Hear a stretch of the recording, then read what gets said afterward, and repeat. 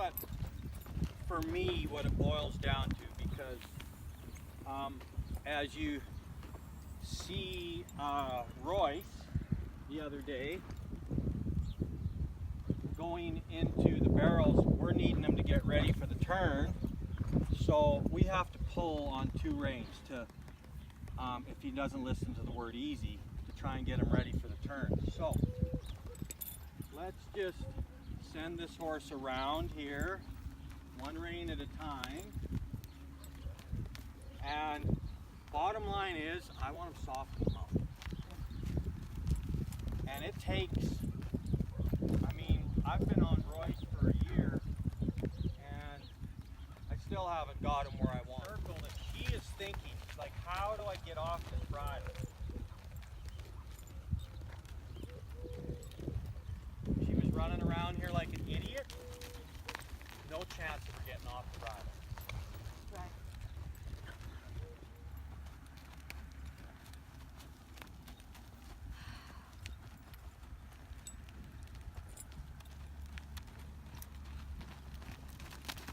So far this morning, the first 5 strides look like they're good size. I was going to say that. She's pretty good.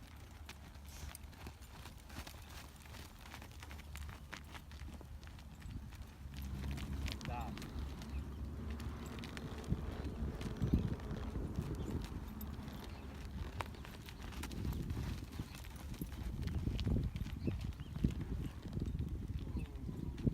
There. Now I kind of get them ready. When I get up there, I'm going to be said is that I ride into that pocket like I'm like grabbing this bridle and I'm like bumping the bit in the roof of their mouth. Yeah. Because the first thing that a horse wants to do when he loses his momentum here, when this is he's going to pull the reins out of your hands and he's going to dump on his front end. So when you're saying I don't want to do a lot of this, that, or whatever, you're basically right. To make it simple, you're just driving and you're bumping your hands on that mouth saying, don't lean on my hands. And I got that from one of the greatest maturity trainers ever, is that you can look to your blue in the face at the fence like they tell you to, but if your horse is used to pulling on your hands, it don't matter if you're looking, they're gonna take the bridle. You're right? probably going to go off because you're heading that direction. So we just got to do some exercises with you that can address getting your core to pump these hindquarters and getting your hands up and letting your horse know. And you're going to have to pull them in the ground the odd time and kick them forward onto your hands and pull them off your hands and kick them forward onto your hands and pull them off your hands as you're approaching the pocket in your exhibitions or whatever, and saying, that is not an option, leaning on my hands. Then when you start focusing past the barrel, he's going, I better follow her focus. Because good horsemanship is a horse looking back, following one's focus. That's, but then having a respectful, responsive horse too, that will obey your focus instead of giving you the middle finger. Okay, so we'll just work on some things like that. So let's go over to the tires first, and I'll just show you some little things on the tires without the barrel. I haven't even rode off yet. And so I tied this horse's head around on the ground, right? So when I'm doing this little circle right here, Joe, I'm kicking him, pushing, but I want him, when I told the other girl the other day that was, you know, pretty good with horses, she said, oh, I just thought you wanted him to look in. No. I need softness. I need them up and over this bridle. See, I'm driving him over top of this bridle, just like that. But I would like you to hang on to the back of your saddle, because when your hand does this, Joe, when it goes like this, they're getting released. So they're like, so they feel when you're tied to the back of the saddle that it's like there's no, they got to get off that. Okay. Way good. And when I let go, my horse just snaps his head back and drifts back to the barn. Didn't work. Then I gotta pull. I gotta ask him again, because this foot, see Joe, when is that I'm driving with this foot, because this, when we're talking about your core later, this foot is doing all the work. This is fastened. I'm not tugging or whatever. So the only thing that's doing the work here, so toe out is my first phase.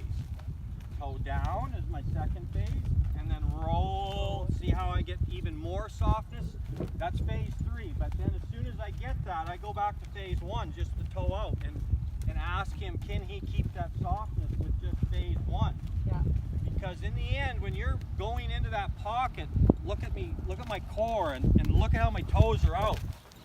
So right from the colt start, like this horse is learning that my core runs right down through my cheeks, through my thighs, through my calves, through my toes out. And then when they quit, then my body relaxes, right? So that's a definite thing for me on the colt start is life up, Yeah. drive. I'm not doing the, because when I see people kick, there's no, that, I don't, and that, it's not totally wrong, because there's a rhythm to kicking.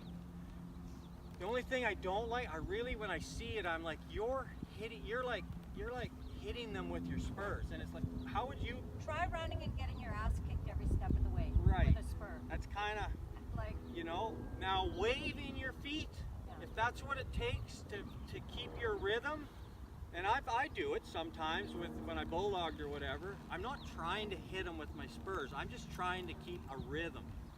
So I'm not totally against it, but I really, this though takes a little bit of the squeeze out, which I want. I want them, because when it gets down to running a 17-1 to win the American, or a 17-2 to not win the million, it might, if they can feel a fly on their back, you know, maybe this made the difference, right?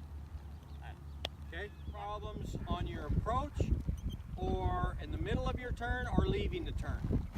I'm leaving my turn. So- I'm looking the wrong way. So leaving the turn is It all starts going into the turn though. okay. All right. So this is how I do it. And so for me, this horse isn't even patterned. So You want to ride easy? no, that's fine. So if I'm gonna, so here's your tracks here. And if you're having problems, for me, so I'm gonna stay out here a little bit wider. Okay. So I'm gonna go like hip to the barrel here before I make this turn. Then I'm gonna make a turn, and I'm gonna go, and like you said, get some face, and I'm gonna go tail pass. Okay. To me, especially on that big horse, and you're having problems, tail pass. All right. So, and I'm thinking of this as a square. Okay. So I'm on, let's say that's a 6-foot pocket. I might even with you with an 8. So 4. without any bend yet, I'm just demonstrating. So now I'm still riding, and I'm tail passed. Then I make the 90-degree turn, and I'm tail passed, move my horse over, and now I'm going straight to my 8-foot pocket. I'm not going to put the bend in yet. We're just talking about where to go. So I'm going tail pass, make a 90-degree turn. I'm going tail pass, 90-degree turn, back towards the first, tail pass. Now I make this 90-degree or 70-degree turn to the third.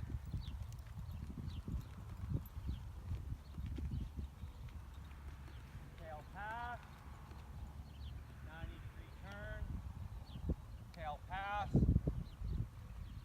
90-degree turn, come home. So horses anticipate, we all know that, right? So and especially that big horse, and you're having problems. You talked about one place where you were wanting to get your horse's feet, and that was just on the approach. After that, you're just let them go.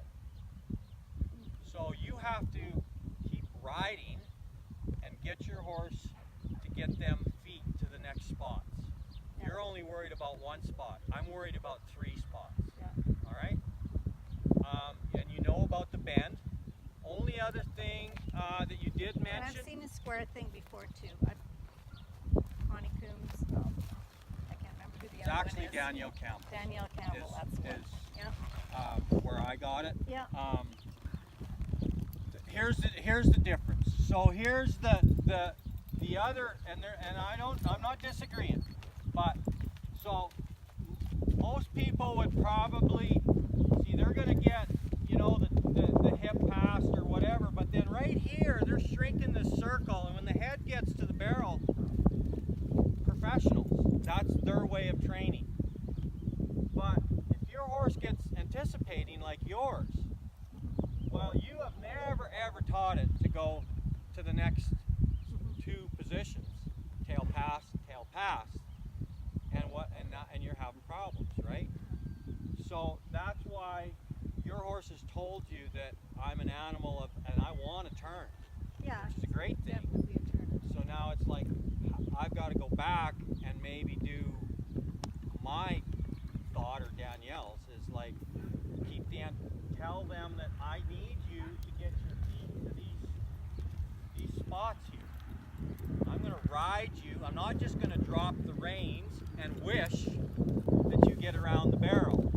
I'm going to ride you, and you see how I'm pumping my, like she's kind of lazy, which I don't mind. I'm pumping her to the spot. My chest is up, my focus is up, tail pass, 90-degree turn.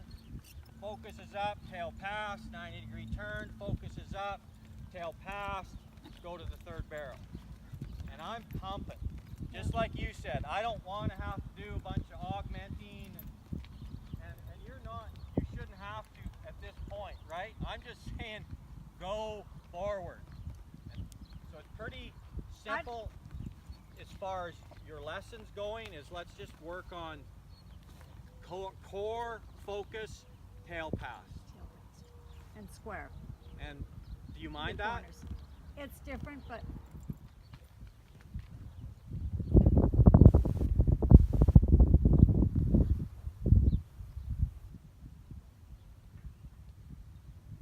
The counter arc here to go over maybe to the other barrel might help me next time back over there.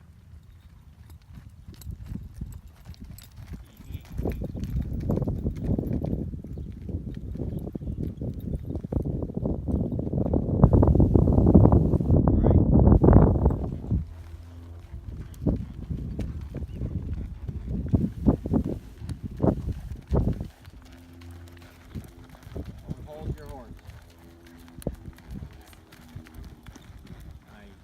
Nice. If you want, come over. You don't have to turn around. Just come and do your squares. Yep.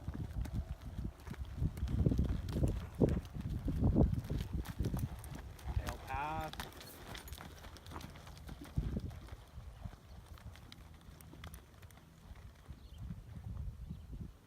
Nice. Nice. And you might even right there flex your horse and scratch him between the eyes. Now wouldn't it be nice if you could go into the barrel with that position? Right there, there's no way that horse could drop his shoulder if he could get into that barrel, like just when you scratch. I mean, that's an exaggeration, but that's kind of what I'm looking for. So now the one thing you do not do is your first step should not be towards that barrel. So if you want to turn around, I would counter arc him around, just like that. counter arc.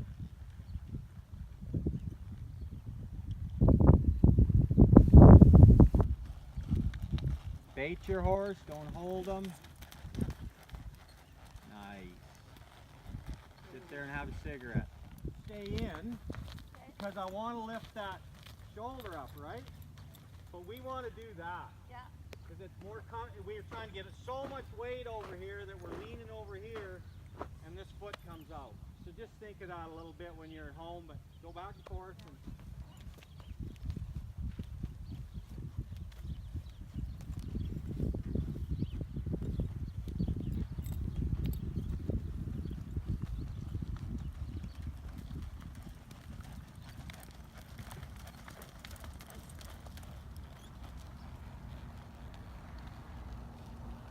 kick that hip in. Okay, kick that hip in. Okay, rub your horse. Whoops. Shake your inside. There you go. So I would have to say, don't look down. I don't know why you're looking at the hip. Yeah. Because when I remember that I teach my horses to follow my focus, if I'm looking down, I'm actually telling that hip to go up.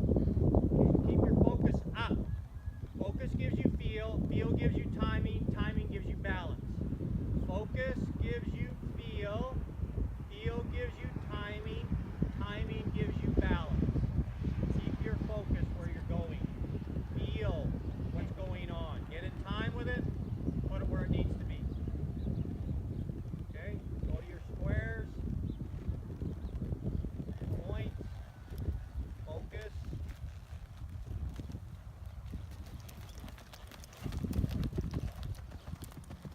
Easy.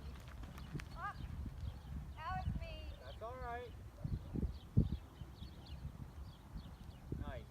I like your second. I honestly, like, you're not far off. You've just got to understand maybe what you're learning at this lesson and put it to use, and I think you'll do good.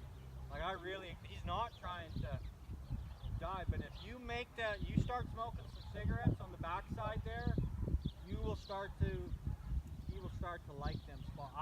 I also, that horse that passed away, I used to finish there, untack, Okay. and walk out the gate from Yeah. there. Yeah. If I was having a problem at the first, Yeah. I finished my deal, I might untack there and walk out. I try and tell them horses, you do good and you're done for the day. Yeah. I will get off, I can't get off fast enough. Yeah. That's my way of talking to them. Yeah. Okay, turn around, go the other way.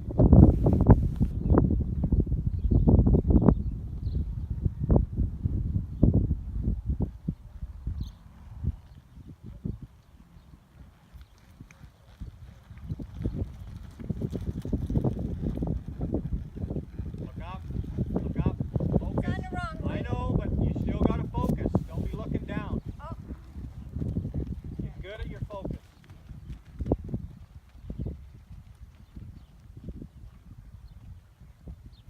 Look up. There you go. Focus gives you feel, feel gives you timing, timing gives you balance.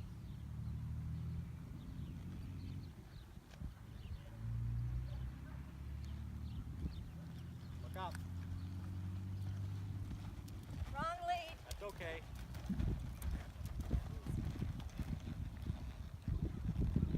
Look up. Up, over your horse's ears. Oh. Keep them hips straight.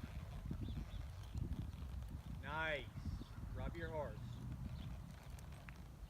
Okay, so there's a few things that you could be doing there that it's maybe not your horse's fault. Like, you're kind of, you know, losing your focus and looking down, and then I think he kind of feels like you're scrambled, so he gets scrambled. Yeah. All right?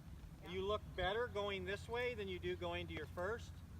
Okay, turn around, do it again, and this also tells me when you're not getting your leads that you don't have that great that hip control. Them leads should be automatic. Yeah. Take your time. Don't hurry. I was gonna go on my other lead.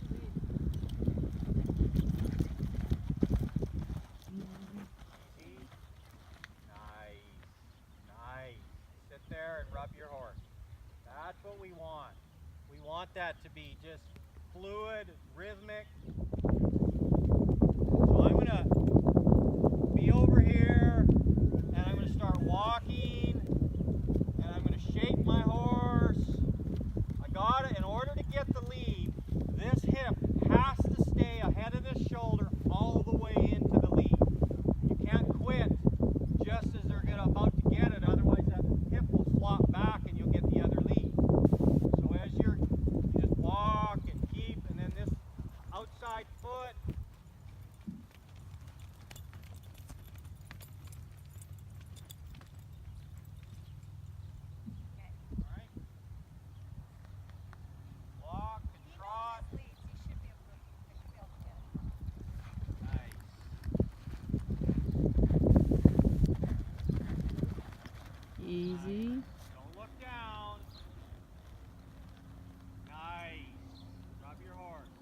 like that. And then we're flexing our horse. So when we go in there and say easy, and we pull on that rein, that we're gonna start to get that nice shape to that body. Now walk your points and go to the third.